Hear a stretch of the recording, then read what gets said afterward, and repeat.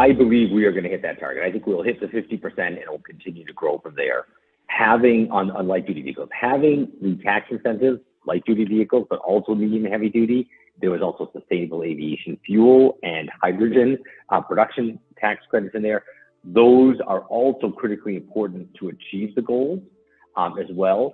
Europe hit 20% of their new car sales as electric vehicles last year, 20%. And that was the full year. They were like trending higher than that.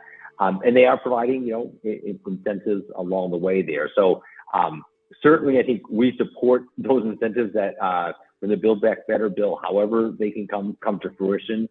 And they will definitely help a lot in getting to those goals.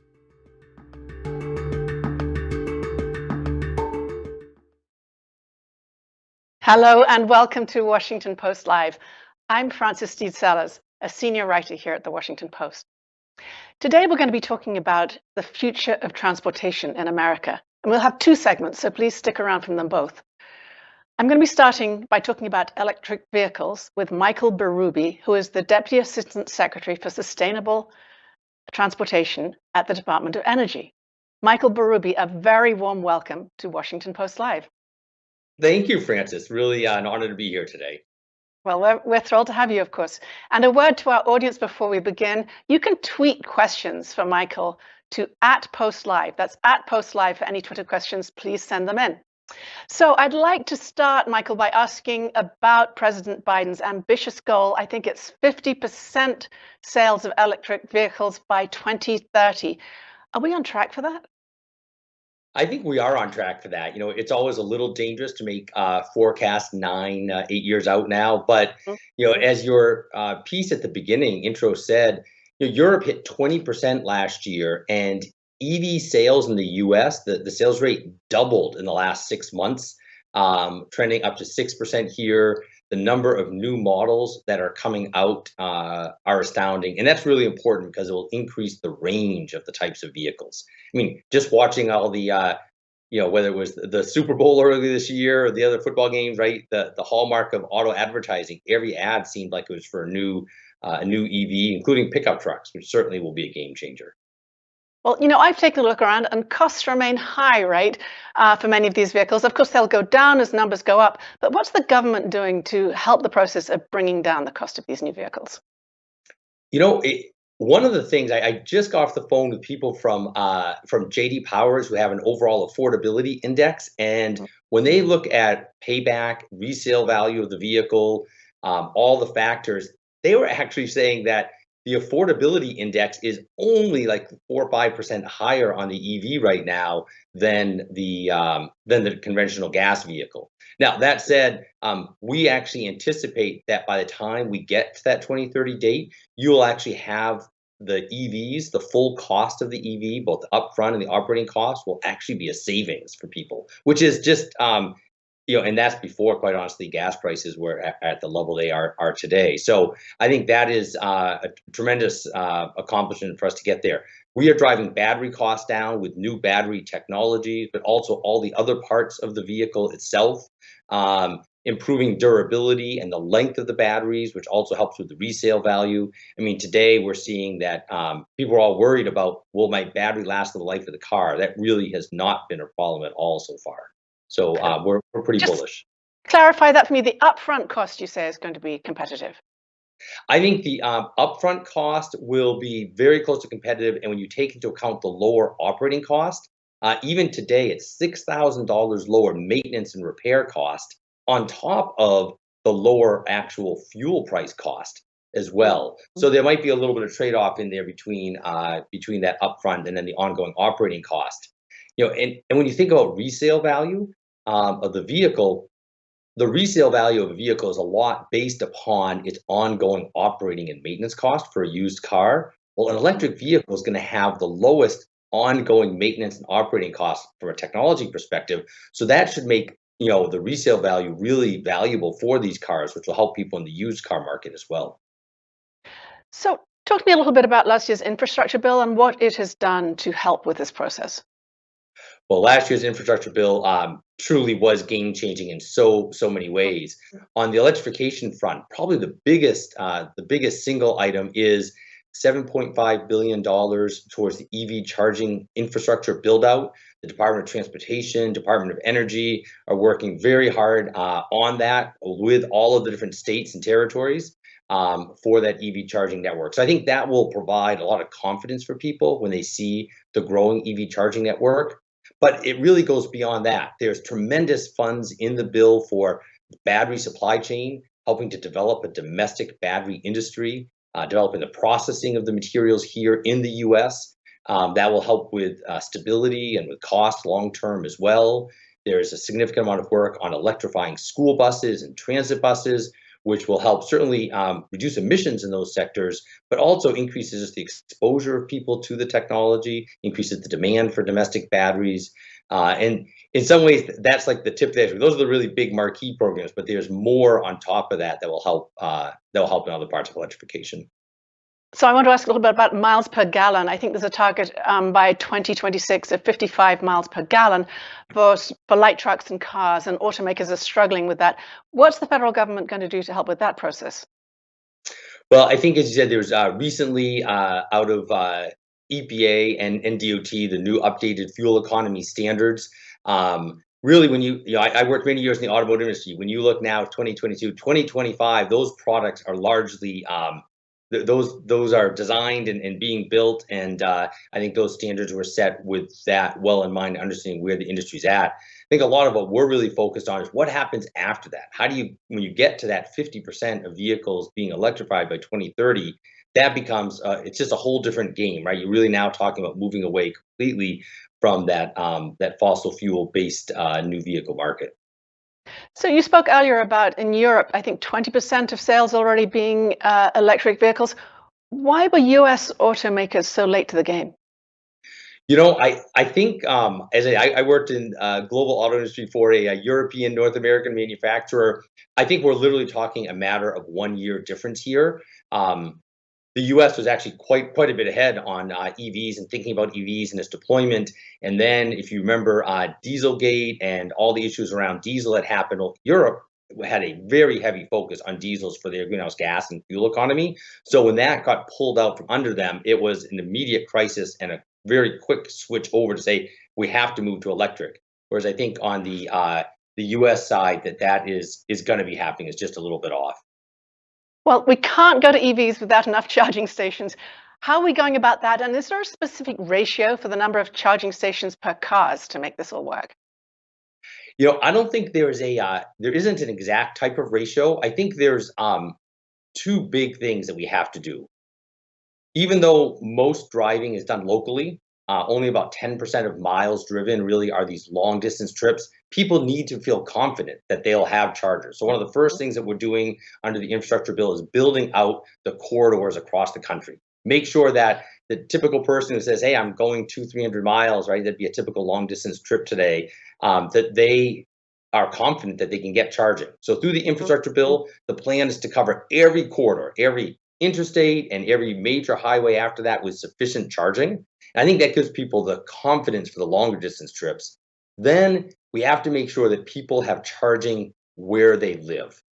For people that park their car at their home in a garage, that's not that complicated. And we know from all the data and the studies that about 80% of all charging and electrons will actually want to happen at home. That's when it's the most convenient for a person, and it's also when it's the cheapest.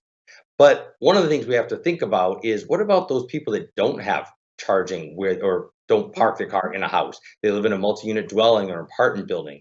That can be true and across a lot of different cities. So we're really focused on how do we develop new models for that? What's the best way to provide people charging there, and to do it affordably? Because we want to make sure that we have an equitable transition. As we start moving to more and more EVs, we want to make sure that all communities can benefit from that, not just the better off or wealthy. Yeah, but what about the length of time for these chargers? If you are on a long distance trip and you need to charge, I know how long it takes me to fill my gas tank. I've had a different experience sometimes with electronic vehicles. Can that be sped up? Oh, it can, and it has been dramatically. The battery technology that exists today, which is going to get improved and improved several times over the next 7 or 8 years, is already pretty fast. We're talking about 150 kilowatts to 350 kilowatts of power. So the bottom line is, our goal is to be able to fill up your vehicle in 15 minutes. And there's a lot of data industry has done to look at what time is acceptable to people, how long do they really spend when they stop. And I think that's a golden time frame, and that's really to fill it up. A lot of times you may say, well, I don't need to fill it up completely. I'll only put in half of my vehicle's charging load will get me to where I want, and I can plug in overnight there where it's lower cost. So we think that the charging time, the technology will solve that. That won't be the barrier. So you mentioned equity, but how about political opposition? Are there states that resist the notion of putting in charging stations or transferring to electric vehicles from traditional forms of power? I haven't really seen that. I think at the end of the day, when I think about the transition to a clean energy future and in transportation, right, we have to make sure that the solutions work. They work for all Americans, but they got to work for people. They got to, like, as you said, they got to charge up fast enough, and they have to be affordable. I don't think anyone will be opposed to the idea of a way to get people to work, to their jobs, if they can do it at a lower price than they do today, right? That's key. And that's where some of the technology improvements really have led us. And it also provides a diversification of energy sources as well. And then, we have to remember that as the electrical grid is also getting lower and lower greenhouse gas emissions, and over time it will continue to improve, your electric car just continues to get better over its life.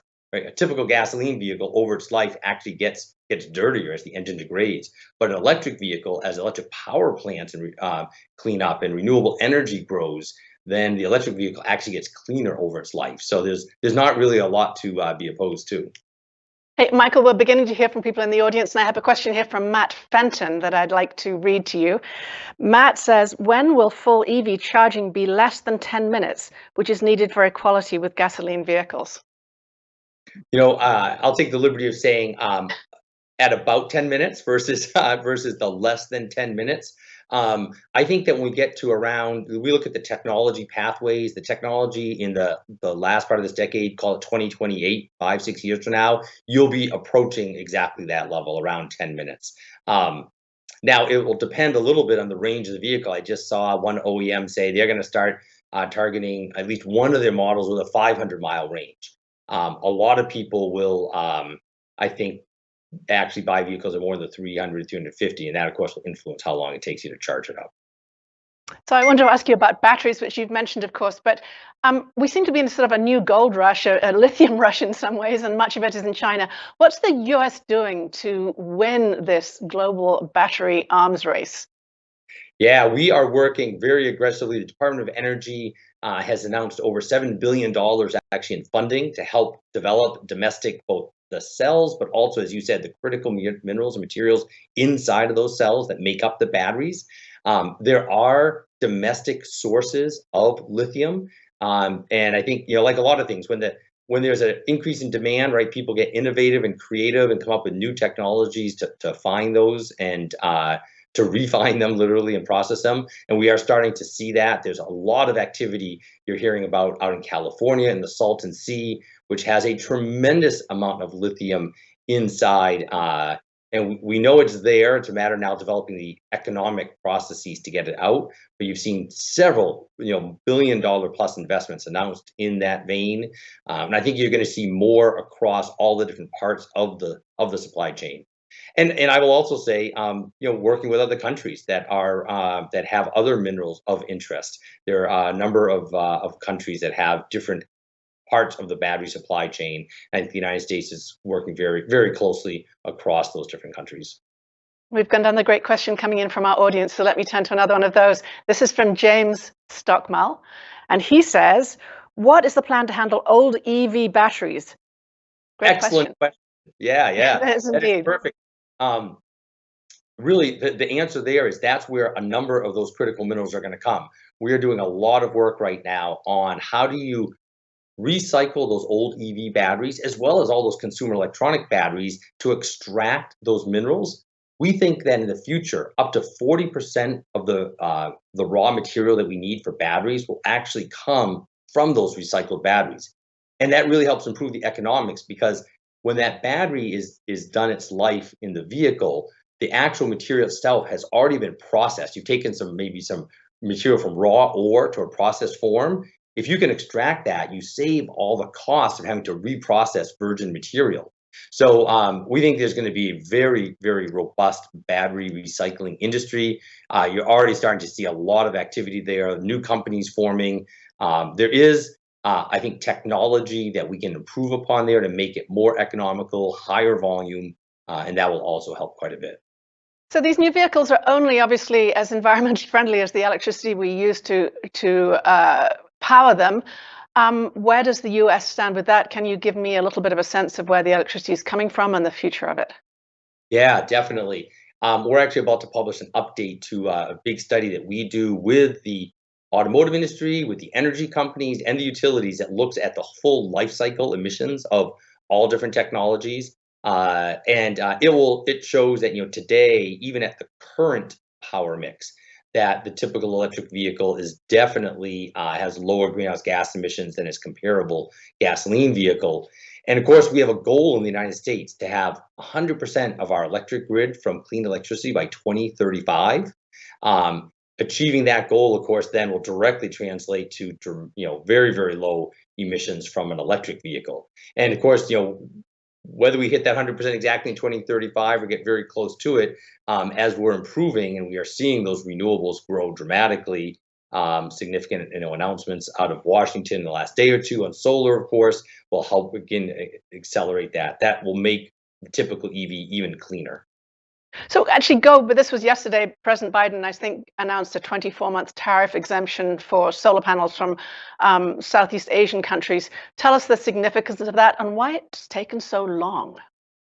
I'm not the expert on the solar side, so I can't go that deep. But what I will tell you from a significance is, as we increase the solar penetration and wind in the United States and in other forms of renewable, that significantly cleans up the grid, which helps with all types of technology. I mean, electric vehicles that we're talking about, but as many in the audience have probably heard, there's a lot of work going on hydrogen made from electricity, and you want that electricity to be from renewables. Also, electrification in industrial sources. So there's a lot of aspects of achieving a net zero greenhouse gas across the economy that really rely upon moving to very high levels of renewables across the electric grid. So I think the announcements yesterday will help move us in that direction. So I have a very short last question. I'm sorry, we're running out of time. But I wanted to ask you, we're going to be talking to a private investor, obviously, later. What's the role of public-private partnerships or private business in moving ahead towards a cleaner future for transportation? It cannot be understated. I think it is, it's dead on right that you have that conversation coming. Even though the infrastructure bill is historic in terms of investment on the public side, it still is not going to be nearly as big as the total amount of private sector dollars over the coming decades that are going to go into green energy. I think a large part of what we can do in the federal government, right, is to be that incubator, to set clear direction, to help launch some of these industries and help provide confidence that this is the way of the future. And that helps unlock the private sector capital globally, quite honestly, for investments, whether that be in electrification or in hydrogen or sustainable aviation fuels, which we haven't talked about in order to decarbonize aviation. So I think the public-private partnerships will be key. We at DOE have a tremendous amount of work we do with the private sector, recognizing that, the government can sometimes bring the technology, the national lab, some of that early funding. But at the end of the day, the private sector really is the one who launches the businesses and that will have to make some of the really, really big investments down the road. And quite honestly, there's opportunity there, right? Those investments are being made because there's economic opportunity. And that also leads to jobs here in the US, which is another critical aspect of the government's role, right, is to help develop that industry so we can get those jobs here in the US. We'll be following all those trends closely. Michael Berube, thank you so much for joining us at Washington Post Live. Thank you so much. Have a great day. I'll be back in a few moments with the next segment when I'll be speaking with Wes Edens. Please stick around. America has significant public infrastructure goals: improved transit, rail networks, distributed energy resources, and more. Hitachi serves those needs. To meet demand for sustainable electric vehicles, Hitachi established EV manufacturing plants in the U.S. positioning America as a world leader in EV technology. That's reliability made here in America.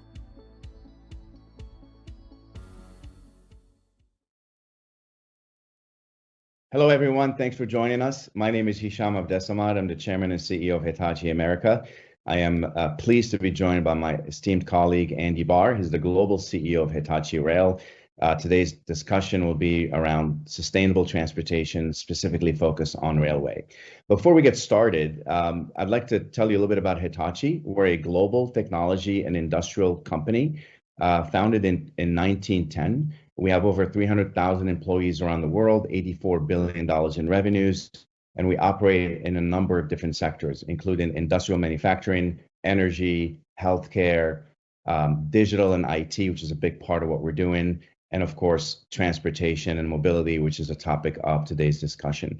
Our vision is very simple. We call it social innovation, which means using innovation to solve big problems in society, focusing primarily on sustainability and quality of life. Andy, thanks for joining us. Hi there, good to be here. Thank you. Great. So the first question is simply, obviously you've been in the industry for such a long time. If you just kind of paint a picture of how the railway business has evolved over the last 10 years as an industry, but also specifically how Hitachi has evolved in its railway business over the last 10 years. So Hitachi Rail has been established for 15 years outside of Japan, and we're now in over 30 countries, and we have 14,000 people globally. So we're a key part of the rail industry. In Hitachi, our origins go back to 1920s when we built steam trains, and then more recently we built the famous bullet train, and that started running in 1964 for the Olympics. But now we're a key part of the rail industry, and in recent times our growth outside of Japan has focused very much on new business. And for North America, it's a really key part of our business because we are now delivering train control systems into Alaska, driverless rail metro in Hawaii and in Baltimore. And also we're building a new manufacturing plant in Maryland. So already we're a key part of the industry. And we're looking forward into the future to being a major part of the US business and to help expanding that network and to create new sustainable journeys for people into the future.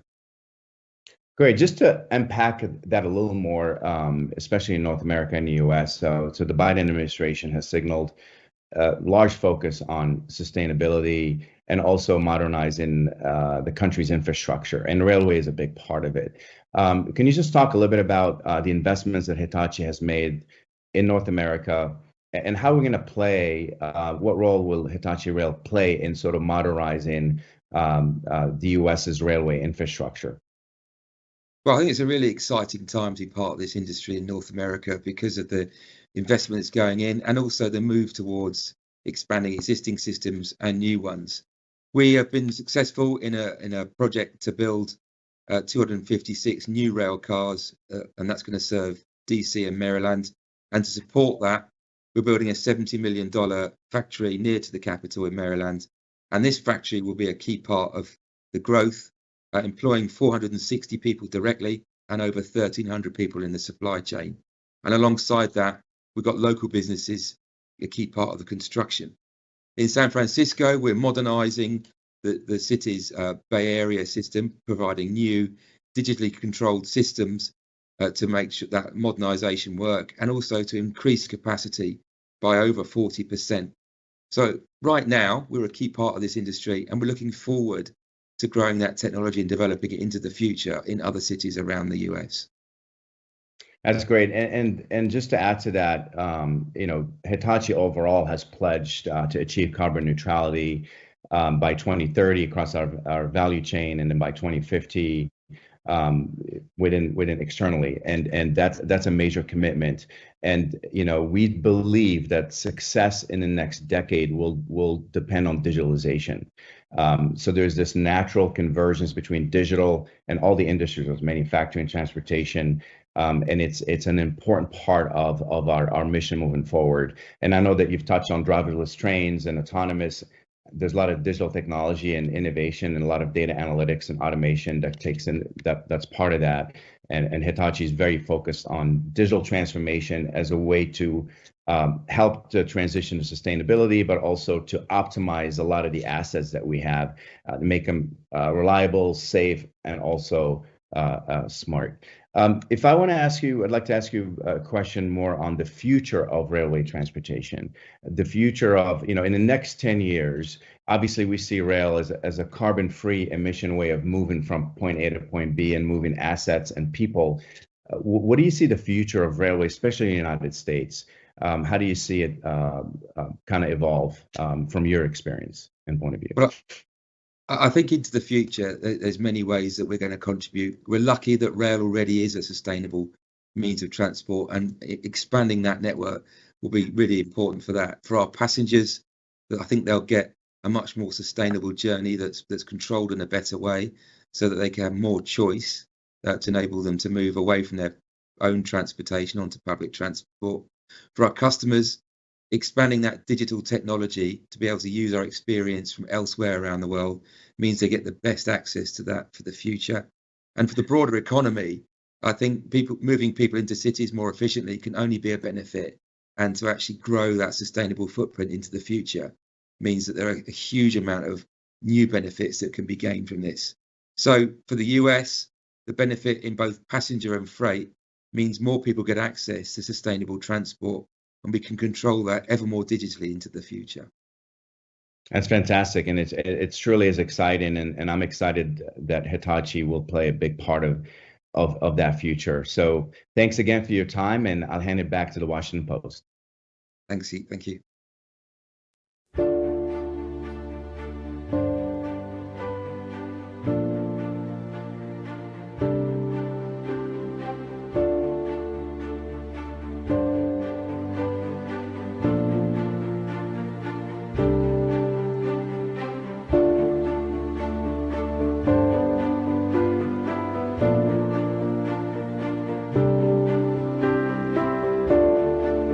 When you look at the U.S., it's the wealthiest country in the world. We rank 13th in terms of infrastructure, 48th in terms of rail, which is a particular passion of mine. So we've got a long, long ways to go.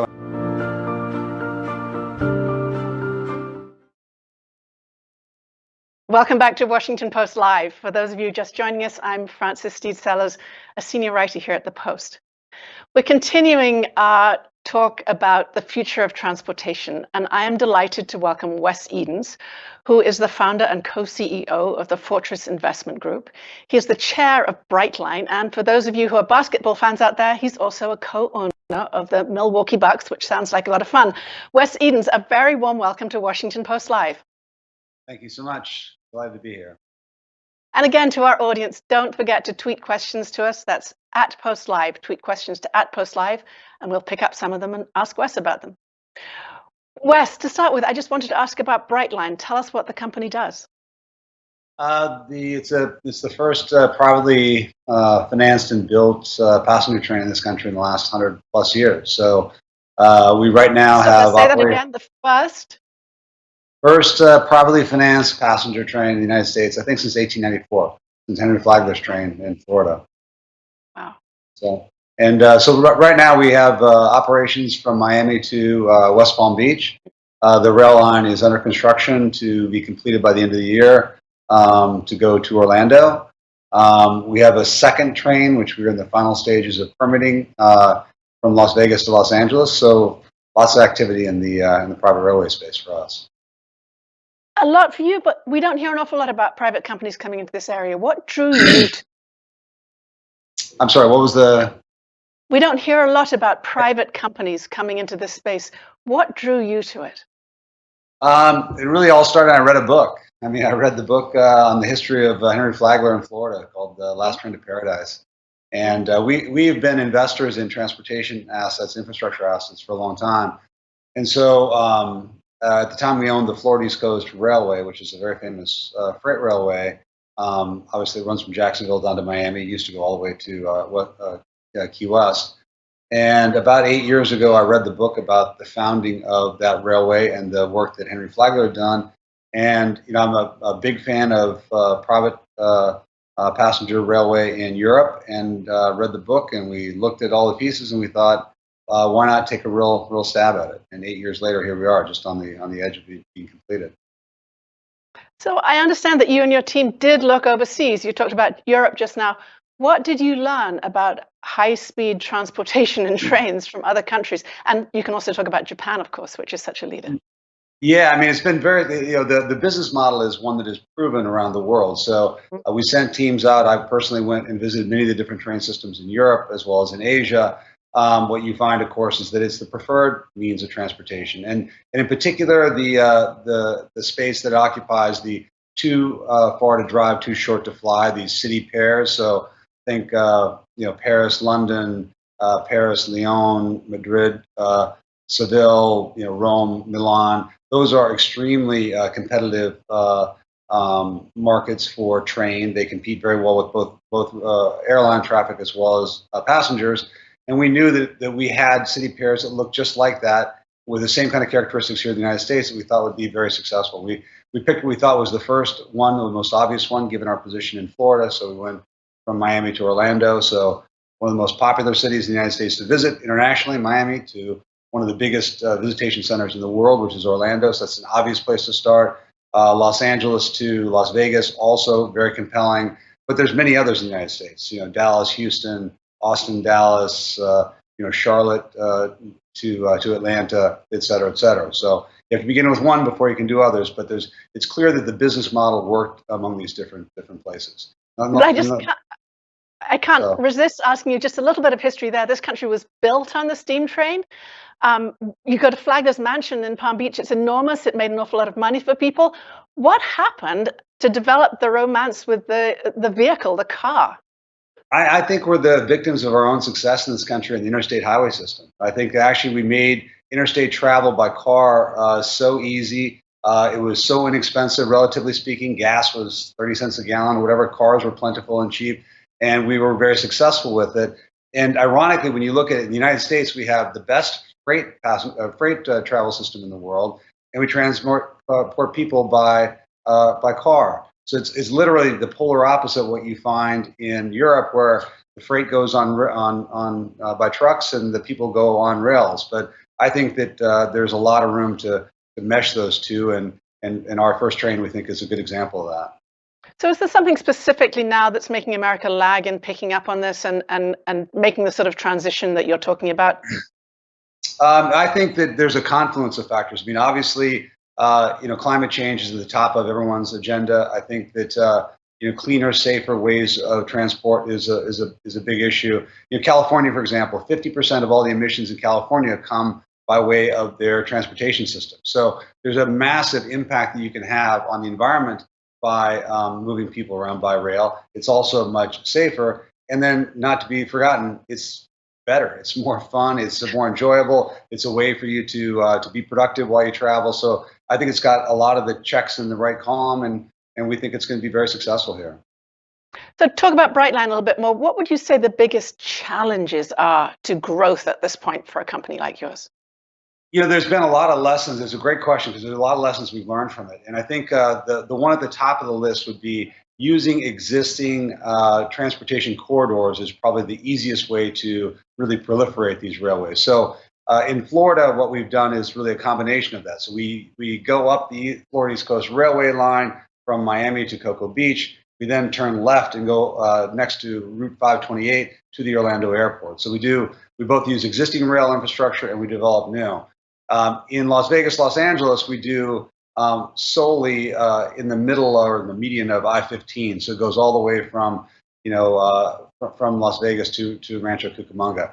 I think in hindsight, that's the preferred way of doing it. I think it's cheaper to do it that way. I think you can make the rail system more secure because you can build a fence around it in the median and keep cars and people and animals away from it. So that's probably the right way to do it. But certainly existing transportation corridors is the right thing.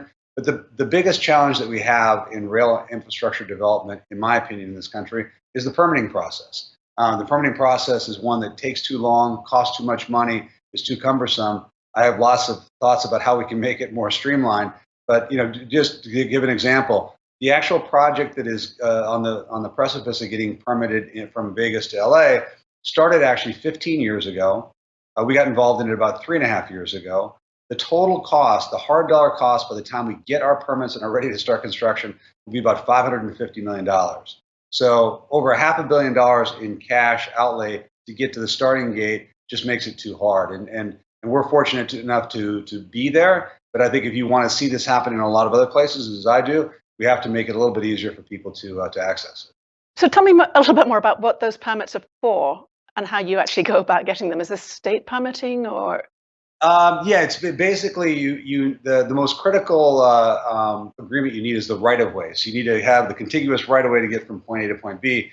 I-15 is a big interstate highway, so just simply utilizing that transportation corridor, largely going down the middle, right in between the two lanes of traffic, is the way we get there. So we got right-of-ways from the state of Nevada, right-of-ways from the state of California, right-of-ways from the city of Rancho Cucamonga and San Bernardino for the last mile. So the right-of-ways are our first part of it. Then the permits that you need are construction permits, obviously, to actually build it and put it in place. But you also need the environmental permits, and that permit is the last one to come and the most challenging to get. But there's so many benefits environmentally of this versus the millions of cars that you're taking off the road that is a sensible thing to get. It just takes a long time. So talk to me a little bit more about some of the benefits. I mean, obviously the pleasure you've mentioned of being able to do your work and being on a train, it's more fun. But these are very specific trips you're talking about between certain cities. Do you see business people going back and forth, tourists? What's the big pro here? I think it's both. I think when you look at these city pairs, if you go from the Eurostar, which is a very successful line, from your accent, I suspect you may have been on it at some point or another. I've been on it, yes. Yes, exactly. So you have both a mix of both business and individuals, just like you do on airlines, right? So it's it's very affordable. Our estimate of revenues for point A to point B on these things is roundly $100, right, plus or minus. Obviously, there's premium travel and there's budget travel and there's different times of day, but that's a good metric to kind of to hone in on. And when you look at the Vegas, LA is the most compelling. There's 50 million people that make that trip. It's the most deadly highway in America, literally. There's hundreds of people that are killed on it annually, right? So it's a very, very challenging highway. There's not a lot of places to stop, so there's no real reason to compete for other modes of transportation. And you can get there faster, cheaper, and much more sensibly. So it's a very compelling value proposition. So I have been on the Eurostar. I've also spent a lot of time on the Northeast Corridor, and very little of the time do the trains, even working along that track, reach the speeds they could. Why is that? And is that something you see improving through private investment, or is that just an entirely different animal? Absolutely. I mean, and so we have two different forms of it. In Florida, we're using existing rail infrastructure, so you can't electrify it, so you can't build the catenary for your train that then can't service the other freight trains that are on it. That's why I say it creates more challenging when you use existing rail infrastructure. Your limitation on speed, there's about 125 miles an hour. What I would say is that when you talk about using the trains in Europe, if you're going to go from Zermatt to Zurich, nobody really asks you how fast you're going to go there. They want to know how long it takes, and so a 3-hour trip is a very compelling trip versus other forms of transportation, and that's what we really focus on in these city pairs. When you look at the Las Vegas to Los Angeles line, because it's a virgin track, we're building it literally from scratch. We can build it in a very controlled environment. It has its own electrical system. We expect it to be run on largely, if not exclusively, renewable power. So it's the greenest train line quite possibly in the world. And there you can reach proper high-speed trains. So it'll be the first high-speed train in America. Top speeds of 200 miles an hour, total travel time from Las Vegas to Rancho Cucamonga, where it connects into the LA metro system, of about 2 hours and 15 minutes. So it depends, but the limitations of the Northeast lines are using existing infrastructure, and that limits their ability to do certain things, mechanically, that we don't have those same issues when you start from scratch. Right. So dream big a little bit for me. Where do you see high-speed rail in the real future of American transportation? And you have Brightline up and running. Who are your competitors going to be? I think that there will be plenty of competition. I think that proof of concept is a very, very powerful tool, and so you're going to have the train running in Orlando, hopefully by Christmas time. The train in Las Vegas, hopefully in construction then, and up and running 3 years later. So I think I think and I hope that we will have lots of competition, because it'll mean that actually we're being successful ourselves, and that other people are coming into the market. The U.S. is quite possibly the most single attractive rail market in the world that doesn't really have much of a rail market other than the Northeast Corridor today. So, given the dimensions of the country, the economic prosperity, it's a very compelling opportunity for folks.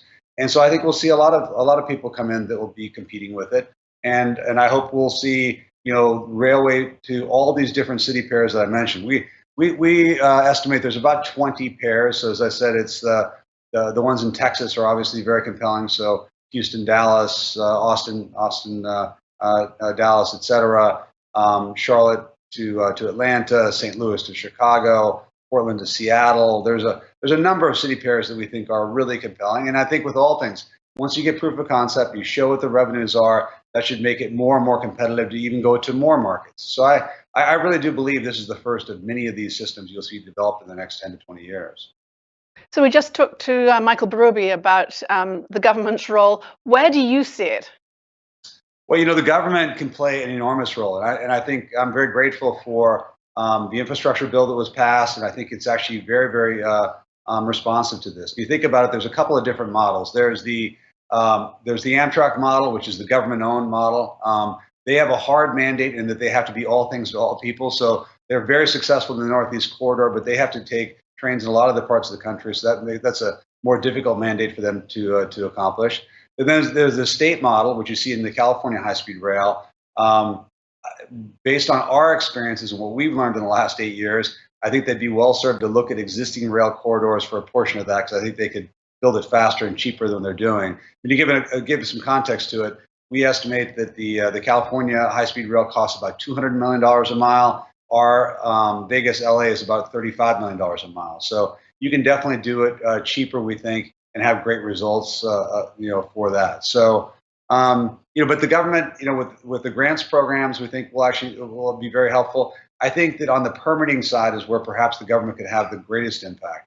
And something I've talked to a number of governors about is simply the notion of going out and creating your own right-of-ways and getting your permits and then auctioning off to people like us to come in and build your train for you. And I think that'd be, the government has got really obviously superpowers when it comes to permitting things and getting things entitled and ready to go. And if they took that upon themselves, I think that's an idea that could have a lot of merit in terms of really helping out the development of this stuff. Because the only commodity you can't buy is time, and it takes a lot of time to build these things. And that's what really kills a lot of these projects. So I think if we can shorten that time, I think you'll see a lot more success. Wes, I want to turn to a question from Twitter. It's from Bob O'Malley. And I mentioned the Milwaukee Bucks, your basketball interest. This is about Aston Villa, the soccer team in London. So let's hear from Bob. It says, to celebrate Brightline's expansion to Orlando, do you have any plans to have Aston Villa Football Club come to Florida to play? I would love to come play in Orlando City. We take a summer tour. This year, our summer tour is headed to Australia. So we play a couple of local Australian teams, and we play Leeds, and we play Manchester United over there. But I think coming back to the U.S. next year is what we need to do. So I'm obviously a big football fan. Orlando has done a great job with their program down there. So we'd love to come play there. And will they be traveling by train when they do so? I think that the train connection between Miami and Orlando for the rivalry of those two clubs is going to be wonderful for them. So I think rather than the march to the match, they'll get to take the train to the match. So we're excited to be hosts of that. Well, Wes, thank you so much for all those interesting insights and also for your sporting insights. And thank you for joining Washington Post Live. Thank you very much for having me on. I really appreciate it. Thank you. And thank you to our audience. As you know, you can go to WashingtonPostLive.com to see about our future programming. Don't hesitate to tune in. We enjoyed having you today. I'm Frances Steed Sellers.